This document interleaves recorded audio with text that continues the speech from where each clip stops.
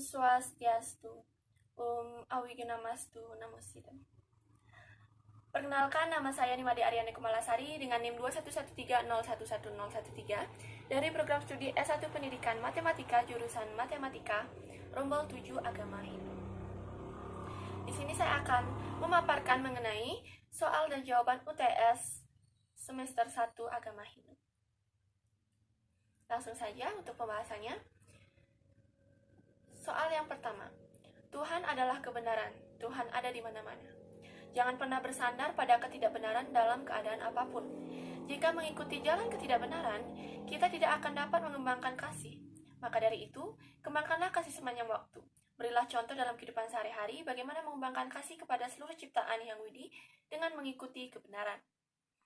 Jawabannya, contoh dalam kehidupan sehari-hari adalah dengan pengabdian dan sujud bakti yang didedikasikan atau mendedikasikan niatnya dan persembahannya kepada satu Tuhan yang benar. Misalnya ziarah ke tempat-tempat suci atau tirta-yatra untuk mencari kemuliaan fisik dan batin. Rajin mempelajari ajaran ketuhanan, praktek dan hati-hati mengikuti semua ajaran-ajaran spiritual atau pendidikan mental spiritual, di mana kita sudah mengetahui pula bahwa makhluk sosial juga harus mengembangkan hubungan dengan manusia lain dan makhluk lain, seperti menciptakan suasana keharmonisan dan kedamaian atau saling membantu dengan hati yang penuh cinta kasih. Cinta adalah dasar dari kebajikan, karena cinta berasal dari hati yang merupakan sifat para matman, yaitu lama ananda atau kebahagiaan. Contohnya yaitu melaksanakan upacara otonan untuk yang sesama manusia. Selain itu, juga dengan menjaga lingkungan agar asri dan lestari, bisa dengan melaksanakan upacara tumpah pengetak, atau untuk hewan itu melaksanakan upacara tumpah uyi. Yang kedua, soalnya dengan mengucapkan mantra yang benar dan berulang-ulang akan membawa ketenangan pikiran. Jelaskan sesuai dengan konsep Bhakti Marga mengapa hal itu bisa terjadi. Jawabannya, dalam mengimplementasikan ajaran Bhakti Marga dapat dengan mempelajari agama dan juga Hindu, melakukan pemujaan kepada Tuhan melalui kidung-kidung suci atau mengucapkan mantra berulang kali pada saat persembahyangan agar dapat memberi ketenangan dan rasa damai yang mendalam dengan melantunkan kidung suci yang pada hakikatnya sebagai bentuk bakti kepada Tuhan dan merupakan bentuk pemujaan terhadap arwah beliau. Pelaksanaan bakti dalam bentuk pemujaan juga dapat dilakukan dengan mengucapkan doa sehari-hari. Ucapan doa merupakan wujud bakti yang ditunjukkan umat Hindu dalam meyakini kebesaran dan kemahakuasaan Tuhan. Bhakti Marga dapat dilakukan dalam beberapa bentuk berdasarkan pelaksanaannya. Salah satunya yaitu Srawanam, yakni memuja Tuhan dengan mendengarkan mantra-mantra suci atau cerita-cerita keagamaan, dan Kirtanam, memuja Tuhan dengan jalan menyanyikan lagu-lagu keagamaan atau persetujuan terhadap keagungan Tuhan. Soal yang ketiga, sesuai dengan konsep Catur Marga, berikan contoh pengalaman hidup yang pernah Anda alami, yang ada hubungannya dengan renungan berikut. Apapun perbuatan yang kau lakukan, engkau akan menuai hasil yang sepadan. Maka dari itu, engkau harus mengembangkan moralitas dan meresapkan nilai-nilai kemanusiaan. Ketika makanan menjadi basi, tidak ada gunanya menyimpan makanan tersebut, karena ia akan menjadi semakin basi. Engkau mungkin saja bisa menyembunyikan dosa-dosamu dari masyarakat, namun engkau tidak akan dapat menyembunyikan apapun dari Tuhan. Jawabannya, contoh pengalaman hidup yang pernah saya alami yang berhubungan dengan renungan tersebut dan sesuai dengan konsep Catur Marga, yaitu di mana saya secara ikhlas membantu sesama atau membantu teman saya dalam beberapa hal seperti belajar.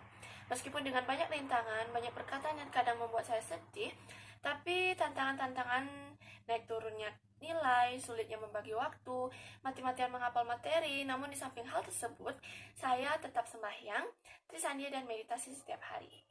Nah, hal itu bukanlah hal yang sia-sia, karena terbukti dari adanya hasil yang saya dapatkan, menjadikan saya yaitu lolos SNMPTN sesuai dengan jurusan yang saya harapkan, di mana target saya tercapai karena dari sejak saya SMP, itu saya sudah mengharapkan agar bisa lolos jalur SNMPTN di jurusan Pendidikan Matematika Universitas Pendidikan Ganesha.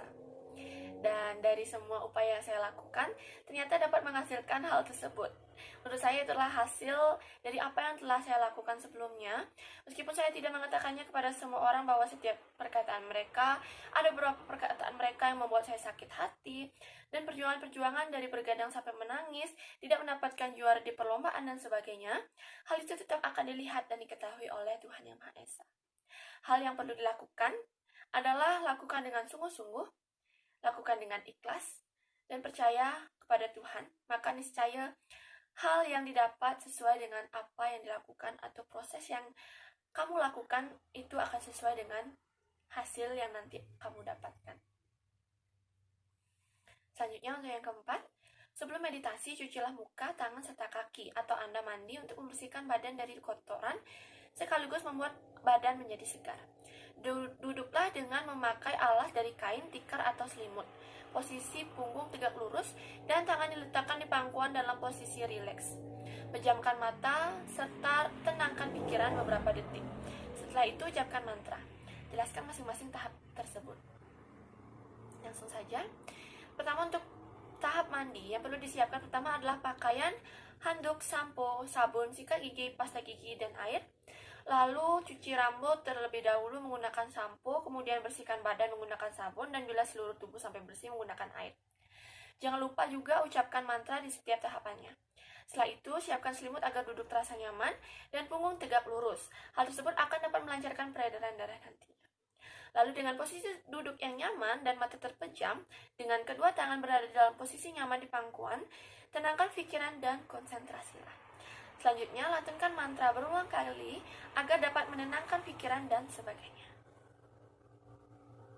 Selanjutnya untuk nomor 5. Jelaskan hubungan antara yoga surya namaskar dan pranayama terhadap kesehatan dan contoh pranayama yang cocok untuk asana tersebut. Gambarkan rangkaian yoga surya namaskar yang Anda ketahui dan apa maknanya. Jawabannya, yang pertama, gerakan yoga namaskar dan pranayama itu memiliki keterkaitan dengan kesehatan, di mana itu akan berdampak positif karena akan mencapai keharmonisasian atau keharmonisan dan keselarasan antara emosi, jiwa, mental, spiritual atau spiritualitas, dan juga tubuh kita sendiri. Contoh pranayama yang cocok untuk asanas tersebut adalah dengan melakukan pranayama yang rileks dan pelan atau tidak cepat, jadi tidak terburu-buru.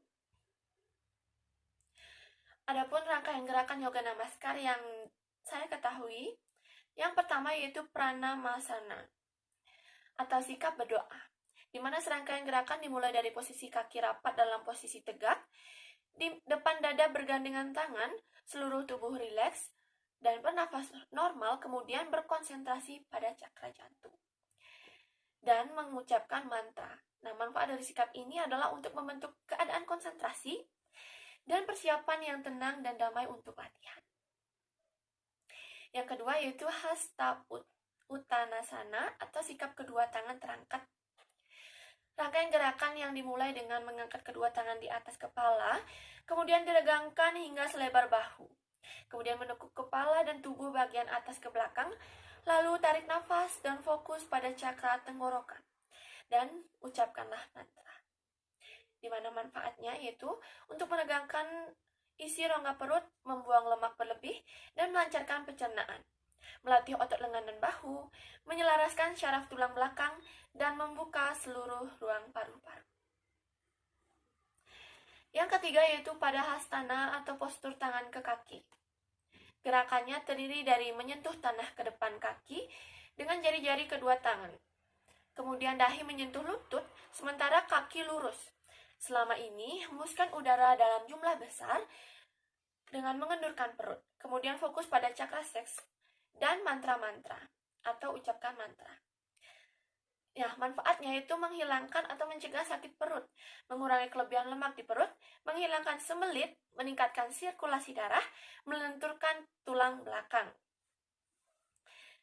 Gerakan selanjutnya yaitu aswa sancalanasana atau menunggang kuda. Gerakannya adalah merentangkan kaki kanan jauh ke belakang dan lutut kaki kiri atau lutut kiri ditekuk depan.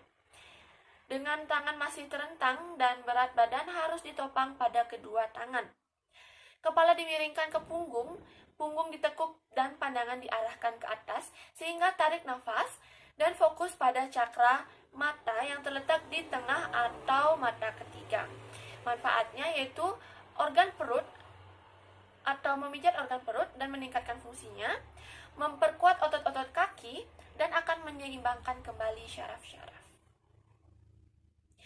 Gerakan yang kelima yaitu ada Parwatasana atau posisi gunung.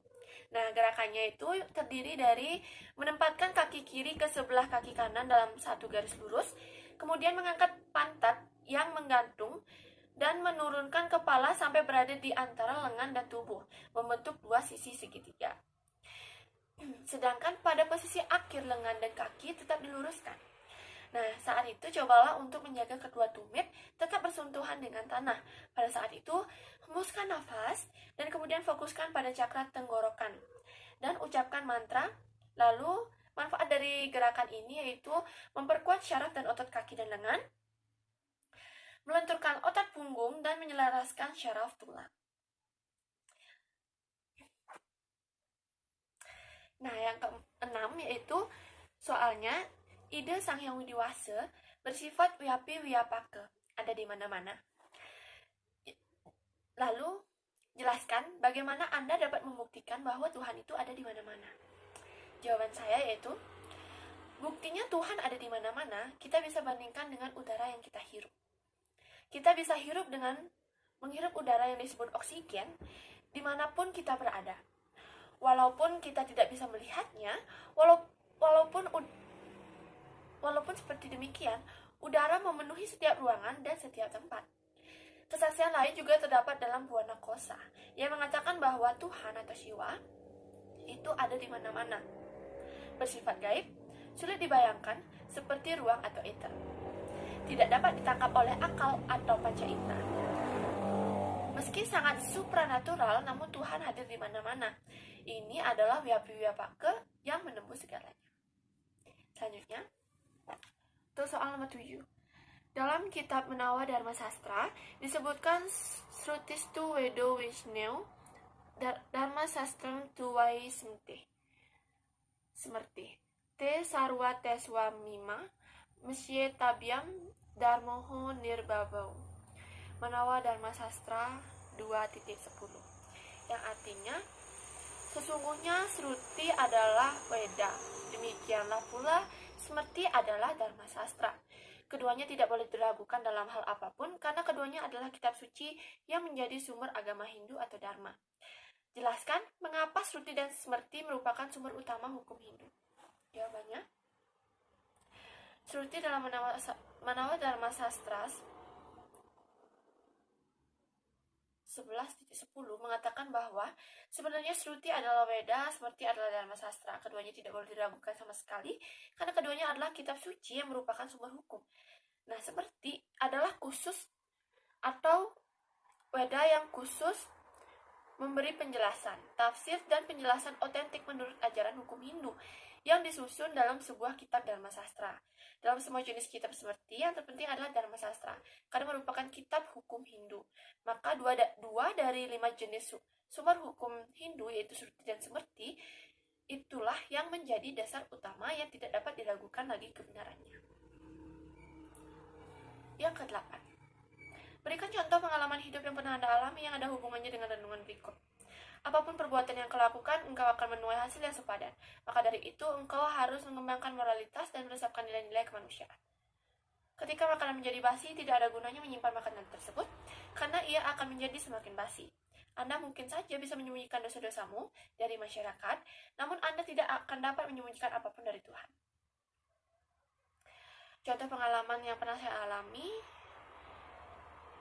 berhubungan dengan renungan ini, yaitu secara ikhlas saya membantu teman saya dalam belajar, contohnya dengan banyaknya rintangan yang ada, meskipun sedih, dari perkataan yang diberikan oleh beberapa orang, saya juga sulit membagi waktu, mati-matian menghafal materi. Namun di samping hal tersebut, saya tetap ingat pada Tuhan, yaitu dengan tetap sembahyang, trisandi, dan meditasi setiap hari. Hal itu bukanlah hal yang sia-sia. Bahkan itu sangat benar-benar bermanfaat bagi saya. apalagi saya mendapatkan hasil yang benar-benar tidak saya sangka, yaitu dengan lolos SNMPTN atau SNMPTN sesuai dengan jurusan yang saya minati, yaitu di jurusan matematika, program studi pendidikan matematika, dan di Universitas Pendidikan Ganesha atau di UNESA. Semua yang saya lakukan itu ternyata dapat menghasilkan hal tersebut. Menurut saya itu adalah hasil dari apa yang telah saya lakukan sebelumnya, meskipun saya tidak mengatakannya kepada semua orang secara terperinci bagaimana dan apa yang saya rasakan. Mungkin dari bergadang sampai menangis, tidak mendapatkan juara di perlombaan, dan sebagainya. Itu tetap akan dilihat dan diketahui oleh Tuhan Yang Maha Esa. Dan saya percaya yang perlu dilakukan adalah lakukan apapun selama itu positif, lakukan dengan sungguh-sungguh, dan lakukan dengan ikhlas, serta percayalah dengan Tuhan. Maka niscaya hasil yang didapatkan itu akan sesuai dengan apa yang telah kamu lakukan atau kamu usahakan. Selanjutnya yang ke-9, yoga dan meditasi adalah salah satu cara untuk kita bisa mendapatkan ketenangan jiwa, perasaan damai, dan bisa melepaskan kita dari rasa stres. Yoga dan meditasi bisa dilakukan oleh semua agama, bukan cuma untuk pemeluk agama Hindu. Karena sebenarnya yang dilakukan pada saat kita melakukan meditasi yoga adalah menenangkan pikiran, pemusatan pikiran, dan pengaturan nafas. Jelaskan mengapa yoga asanas penting untuk meditasi. Baik, jawabannya yaitu yoga asanas penting untuk meditasi karena secara fisik dan mental, yoga asanas itu memiliki fungsi untuk mengurangi racun yang ada dalam tubuh dan membantu proses pemulihan di saat sakit. Kita bisa mendapatkan ketenangan jiwa, perasaan damai, dan bisa melepaskan kita dari rasa stres dari adanya kita melakukan yoga asanas tersebut. Jadi, itulah mengapa yoga asanas itu penting untuk meditasi. Selanjutnya untuk yang ke-10. Era modern saat ini yang lebih mengutamakan teknologi digital dan era informasi global membuat orang-orang lupa dan cenderung menyibukkan diri ke dalam hal-hal yang berkaitan dengan hiburan teknologi semata. Hal inilah yang menyebabkan kurangnya berkehidupan sosial dan bahkan berkurangnya rasa peduli terhadap kemanusiaan. Itu disebabkan peranan teknologi yang menguasai hampir seluruh waktu dalam kehidupan manusia masa kini. Seakan keutamaan terlahir sebagai manusia terabaikan.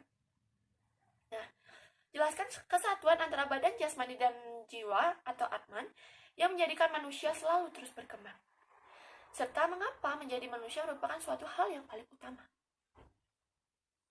Jawaban saya yaitu, manusia disebut makhluk tripramana karena memiliki 3 kemampuan utama yang membedakannya dengan makhluk lain. Ini adalah hak istimewa untuk dilahirkan sebagai manusia, yang tidak terdengar oleh makhluk lain selain manusia. Nah, pada umumnya orang menyukai keindahan, baik yang alami maupun yang artistik. Dan yang menurut agama Hindu merupakan musuh besar seseorang, yaitu bernama Satripu, yang ditemukan pada semua orang, di mana sifat-sifat ini akan mempengaruhi karakter dan perilaku manusia. Yang menjadikan manusia selalu terus berkembang adalah kesatuan antara badan jasmani dan jiwa atau Atman. Memiliki kemampuan untuk berpikir, berkata, dan bertindak menjadikan manusia adalah hal yang paling penting. Oleh karena itu, manusia dikatakan sebagai makhluk terpenting yang diciptakan oleh Tuhan. Baik, demikian yang dapat saya sampaikan. Saya tutup dengan Parama Santi. Om Santi Santi Santi.